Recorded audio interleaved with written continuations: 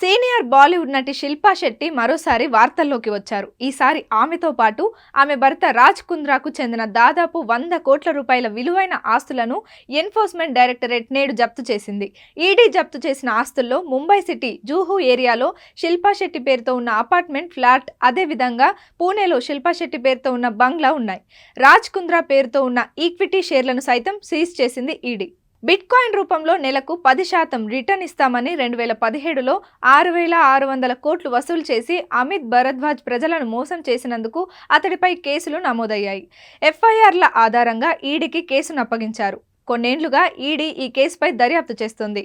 అమిత్ భరద్వాజ్ నుండి రాజ్ కుంద్రా 285 బిట్కాయిన్లను అందుకున్నట్లు ఈడీ దర్యాప్తులో వెల్లడైంది.